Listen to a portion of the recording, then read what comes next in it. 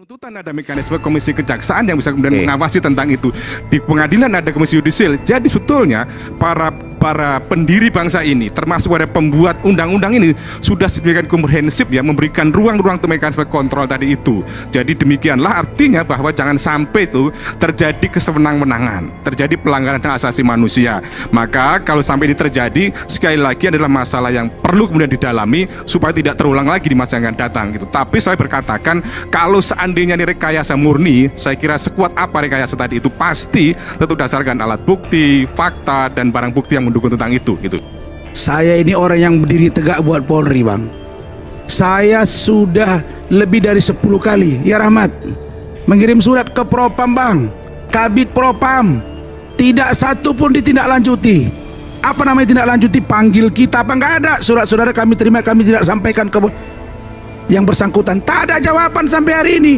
Abang tahu di Mabes Polri berkas untuk supaya SP3 ijazah palsu yang dituduhkan ke saya 4 bulan di meja bintang 2. Akhirnya saya telepon bintang 3, baru diparap, baru selesai 4 bulan.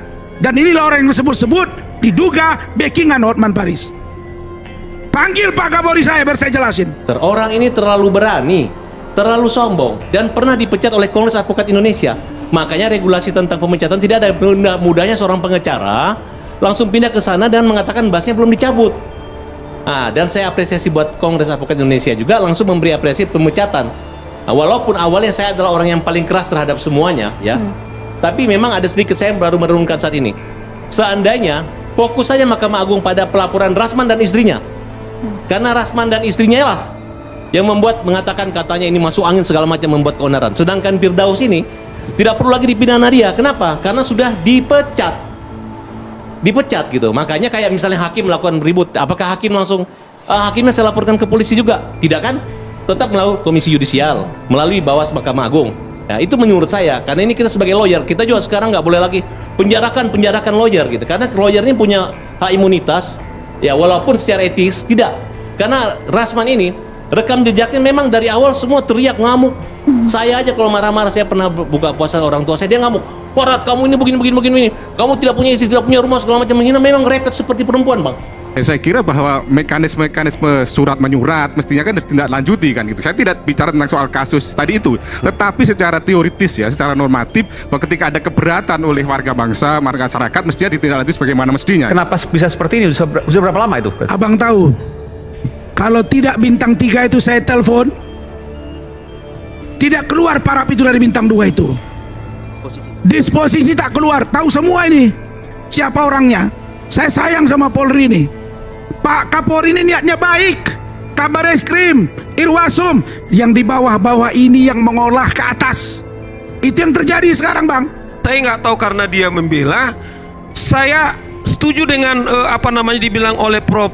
Suparji.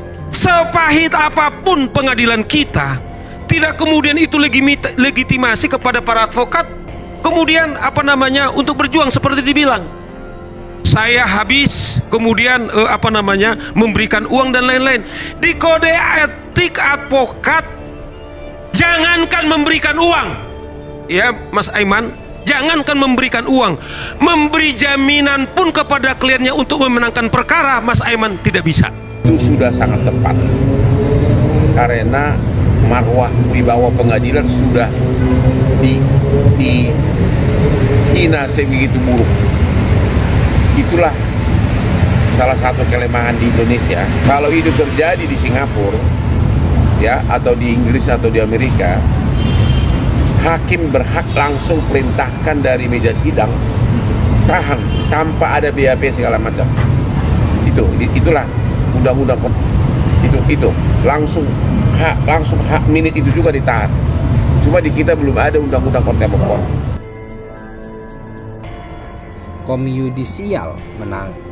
Komisi Yudisial menanggapi soal kericuan di ruang sidang yang melibatkan 2 pengacara Rasman Arif Nasution dan Hotman Paris Hutapea di Pengadilan Negeri Jakarta Utara pada Kamis 6 Februari 2025. Dalam sidang itu Rasman duduk sebagai terdakwa kasus pencemaran nama baik yang dilaporkan oleh Hotman Paris.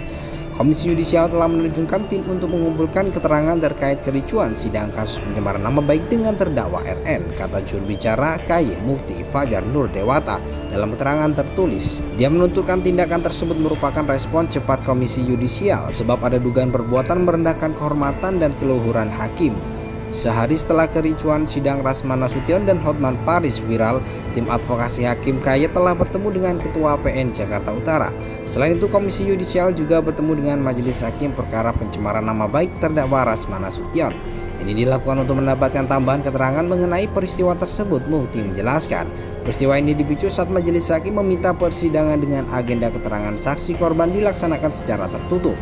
Sebab ada materi berupa foto-foto yang mengandung kesusilaan. Namun sidang menjadi ricuh karena Rasman Nasution menolak dan memaksa persidangan digelar secara terbuka.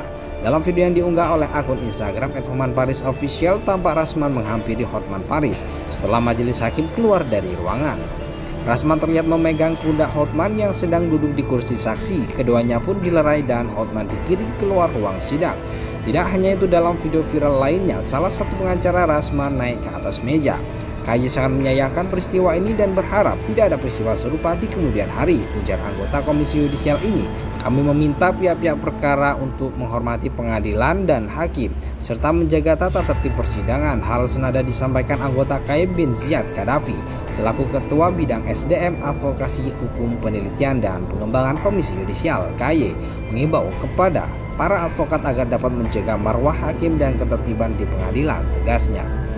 Dia menuturkan KY berperan menjaga kehormatan dan keluhuran martabat hakim. Menurut pasal 20 ayat 1 huruf E Undang-Undang KY, Komisi Yudisial bisa mengambil langkah hukum dan atau langkah lain terhadap orang, kelompok orang atau badan hukum yang merendahkan kehormatan dan keluhuran martabat hakim.